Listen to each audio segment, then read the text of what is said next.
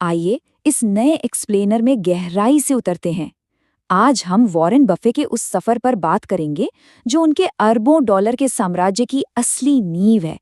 खैर, जब भी बड़े अरबपतियों की बात होती है ना, तो हम हमेशा किस्मत या किसी जादुई फॉर्मूले की कल्पना करने लगते हैं। लेकिन आज का ये विश्लेषण हमें दिखाएगा कि अत्यधिक वित्तीय अनुशासन और कंपाउंडिंग का असली जादू कहीं और नहीं, बल्कि बचपन की जबरदस्त मेहनत और कड़े वर्क एथिक में छिपा है। तो चलिए बिना किसी देरी के शुरू करते हैं। इस कहानी की शुरुआत करते हैं एक बहुत ही सिंपल लेकिन मिस्टीरियस नंबर से, 500। ये सिर्फ एक आंकड़ा नहीं है, बल्कि एक ऐसा पहला कदम है जिसने फाइनेंशियल हिस्ट्री को हमेशा के लिए बदल कर रख दिया। अब जरा इस सीन की कल्पना करें। वॉशिंगटन डीसी की कड़कड़ाती ठंड, सूरज अभी तक उगा भी नहीं है, और एक 13 साल का लड़का 500 अखबारों के भारी भरकम बंडल के साथ आखिर क्या कर रहा है? जिस उम्र में हम सब गहरी नींद में होते हैं, वो लड़का हर रोज अंधेरे में अपनी साइकिल दौड़ा रहा था। सच कहूं तो ये सिर्फ पॉकेट मनी कमाने का जरिया नहीं था, बल्कि उन शारीरिक और मानसिक सीमाओं को पार करने की एक पक्की ट्रेनिंग थी, जिसने आगे चलकर वॉल स्ट्रीट के दिग्गजों को भी पीछे छोड़ दिया। भाग 1, द अर्ली मॉर्निंग हसल, एक साम्राज्य की शुरुआत। अब इस टाइमलाइन को देखिए। ये साफ बताती है कि सफलता कभी रातों रात नहीं मिलती है ना।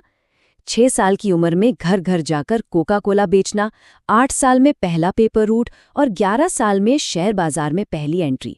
लेकिन सबसे बड़ा टर्निंग पॉइंट आया 13 साल की उम्र में, जब रोज 500 अखबार बांटने का जिम्मा उठाया गया। ये कोई साधारण काम नहीं था। इसी कमाल के अनुशासन के दम पर महज 14 साल की उम्र में 40 एकड़ जमीन खरीद ली गई। ये वो शुरुआती कदम थे जिन्होंने जीवन भर के निवेश का एक सॉलिड बेस तैयार कर दिया। भाग 2, पेपर रूट का विस्तार, डिलीवरी बॉय से युवा एंटरप्रेन्योर तक। तो ये सिर्फ अखबार फेंकने का एक सिंपल काम बिल्कुल नहीं था। जरा सोचिए, एक साथ 5 अलग अलग कंपनियों के लिए काम करना, जिसमें वॉशिंगटन टाइम्स और इवनिंग स्टार जैसे कट्टर राइवल्स दोनों के अखबार शामिल थे।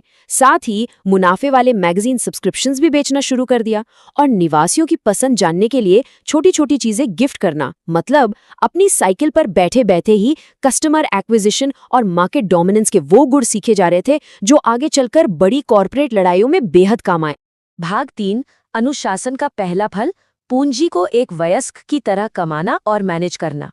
$175। ग्रेट डिप्रेशन के ठीक बाद का वो मुश्किल दौर, जब बड़े बड़ों को नौकरी नहीं मिल रही थी, तब ये किशोर हर महीने इतने पैसे कमा रहा था। ये उस समय एक वयस्क इंसान के पूरे महीने की सैलरी के बराबर था। और ये कोई तुक्का नहीं था। ये सब हुआ रोजाना सुबह 4 बजे उठने की उस जबरदस्त लगन की वजह से। अब 13 साल की उम्र के बच्चे इन पैसों का क्या करते हैं? नए खिलौने? बिल्कुल नहीं। इस वित्तीय योजना को देखिए। अपनी कमाई को बचाना, पूरी ईमानदारी से अपना इनकम टैक्स भरना। जी हाँ, 13 साल की उम्र में इनकम टैक्स। नेब्रास्का के 40 एकड़ के खेत में $1200 का निवेश करना, और फिर उसी जमीन को किराए पर देकर अपनी यूनिवर्सिटी की फीस का जुगाड़ करना। ये दर्शाता है कि कैसे हर एक पैसे को पूरी जिम्मेदारी के साथ मैनेज किया गया। भाग 4, द स्नोबॉल इफेक्ट, छोटी आदतों की कंपाउंडिंग ताकत। तो ये स्नोबॉल इफेक्ट असल में है क्या? इसका सीधा सा मतलब है इनसचेबल डिसिप्लिन और एक सुरक्षित कुशन यानी मार्जिन ऑफ सेफ्टी के साथ अपनी संपत्ति को समय के साथ कंपाउंड होने देना। बचपन में कड़कड़ाती ठंड में जो अखबार बांटे गए थे ना, वो इस स्नोबॉल को दिया गया पहला पुश था। एक छोटा सा शुरुआती लाभ जब कड़े अनुशासन के साथ दशकों तक होल्ड किया जाता है, तो वो एक विशाल फॉर्चून बन ही जाता है। भाग 5, एक अरबपति की सादगी, अपार संपत्ति के बीच सरल जीवन। अब फास्ट फॉरवर्ड करते हैं आज के समय में। बैंक में $100 अरब से भी ज्यादा हैं, लेकिन ये सुनकर हैरानी होगी कि रोज सुबह का मैकडॉनल्ड्स का नाश्ता आज भी शेयर बाजार के मूड से तय होता है। बाजार गिरा हुआ है तो $2.61 का नाश्ता, और अगर बाजार मुनाफे में है तब जाकर $3.17 का बेकन, एग और चीज बिस्किट चुना जाता है। उनका वो मशहूर कोट याद है, जब मैं खुद को बहुत समृद्ध महसूस नहीं करता तो मैं $2.61 वाला नाश्ता चुनता हूँ। ये कोई कंजूसी नहीं है, ये एक बहुत ही सख्त वित्तीय सावधानी है। बचपन में एक एक पैनी कमाने की उस मेहनत ने हर एक डॉलर की असली कीमत सिखाई, जो अरबपति बनने के बाद भी बिल्कुल नहीं बदली। लेकिन रुकिए, ये सब सिर्फ स्ट्रिक्ट नियम ही नहीं है, इस अनुशासन को एक बहुत ही मजेदार लॉजिक से बैलेंस भी किया गया है। बीमा कंपनियों के एक्चुरियल टेबल्स के अनुसार 6 साल के बच्चों की मृत्यु दर सबसे कम होती है। बस फिर क्या, उसी लॉजिक से एक बच्चे की तरह रोजाना हॉट फज संडे और 5 कोका कोला की डाइट को जस्टिफाई कर दिया गया। ये साबित करता है कि अपार वित्तीय गंभीरता के बीच जीवन का आनंद लेना भी कितना जरूरी है। भाग 6 द अल्टीमेट पे ऑफ, कैसी माइक्रो स्तर की मेहनत मैक्रो में कंपाउंड हुई। ये हिस्सा सच में सबसे दिलचस्प है।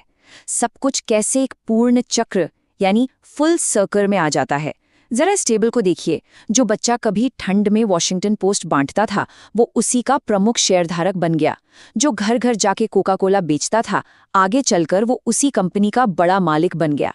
और हर महीने बचाए गए उस $175 के छोटे से अनुशासन ने आज एक $multi-billion साम्राज्य खड़ा कर दिया है। मुझे लगता है कि लंबी उम्र के मामले में खुशियां बहुत बड़ा अंतर पैदा करती हैं। अंत में सिर्फ पैसे कमाना ही सब कुछ नहीं है। जीवन में खुशी, संतोष और एक बेहद सरल जीवन शैली, यही उनकी लंबी उम्र और अपार सफलता का सबसे बड़ा रहस्य रहा है। अपने काम में आनंद खोजना किसी भी तकनीकी फॉर्मूले जितना ही जरूरी है। तो इस एक्सप्लेनर को खत्म करते हुए एक बहुत ही अहम सवाल छोड़ जाते हैं। जब रोज की छोटी छोटी आदतें और वो अर्ली मॉर्निंग हसल पूरी जिंदगी कंपाउंड होते हैं, तो सोचिए वास्तव में किस तरह का स्नोबॉल तैयार होता है। जवाब हमारे सामने है। आजीवन कंपाउंडिंग की ये ताकत हमें याद दिलाती है कि शुरुआत हमेशा छोटी होती है, लेकिन अगर अनुशासन हो तो परिणाम दुनिया बदल सकते हैं।